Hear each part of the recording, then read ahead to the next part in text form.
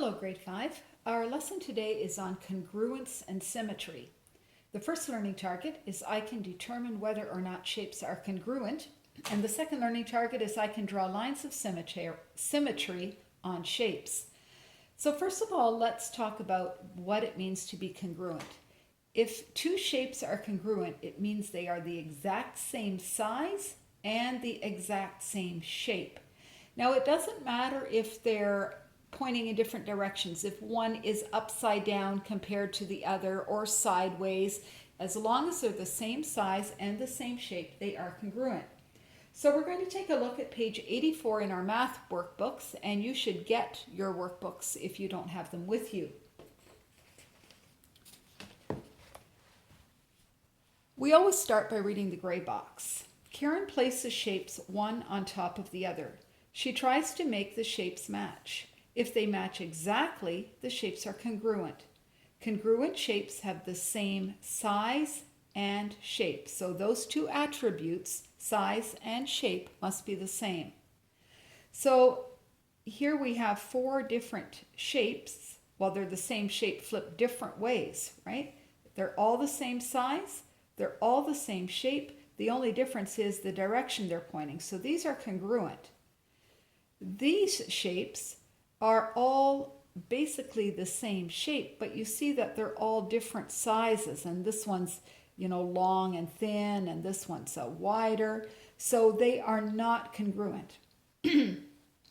Number one gives you an example. These shapes are similar, but they are not the same. They are not the same size, so they are not congruent. And you need to go through number one and just write down yes or no. Are they congruent? Are they the same size and shape or not? For number two, you need to find the shapes that are congruent or identical to each other and circle them. For number three, you have to draw a shape congruent to the shaded shape. So it has to be the exact same size and shape. Then draw another polygon or another shape of the given type that is not congruent to the shaded shape. So it'll look similar, but it's not going to be identical. Let's look at the next page, page 85. It says, Jax draws a line to break the shape into two parts. Are the parts of the shape congruent? So now, Jax has drawn a dotted line right down the middle of this shape. Is this side identical to this side? Is it congruent? Is it the same? And we'd say, yes, they are identical.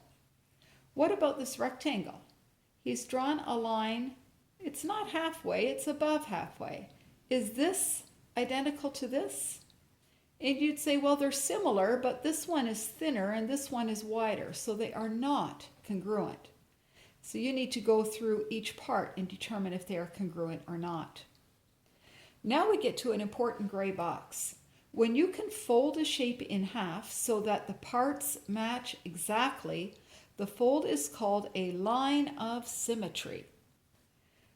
Here's a diagram of a circle.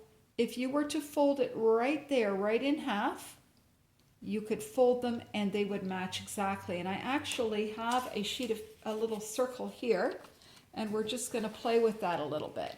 So I could take it and fold it exactly in half, and yes, they match exactly, so that is a line of symmetry.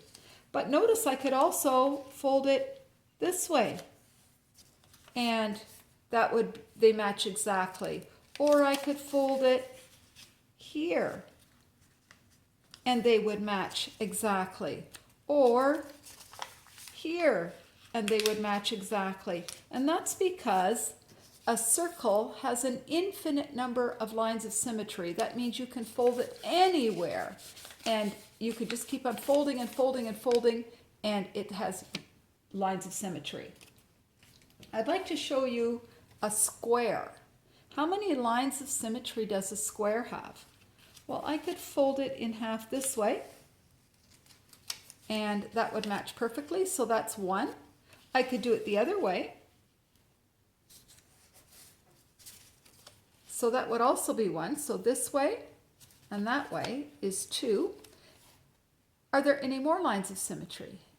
And can you fold it here? Nope, it won't match exactly.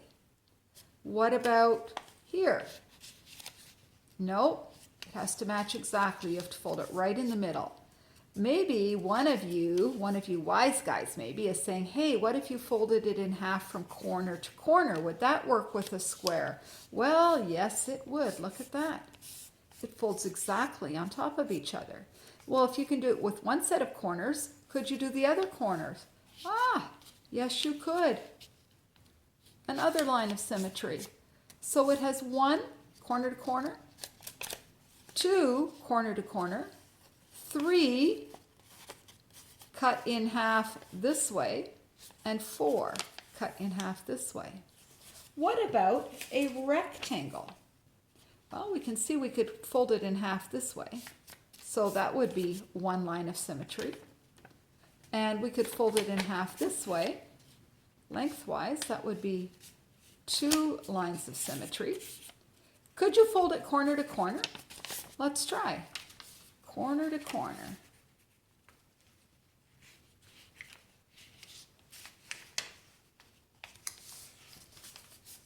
Nope, they do not fold exactly on top of each other. So that is not a line of symmetry. They do not fold exactly on top of each other.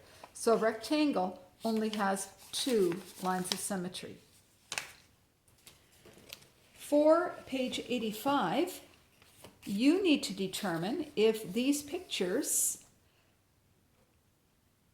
if the dashed line is a line of symmetry. So if it splits the shape exactly in half and you could fold it on that line and the 2 halves would be exactly on top of each other, then the answer is yes.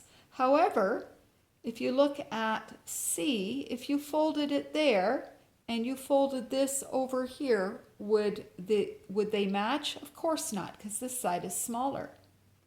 What about D? They took a rectangle and they do it corner to corner. If you folded this side down, would it match exactly on top of here?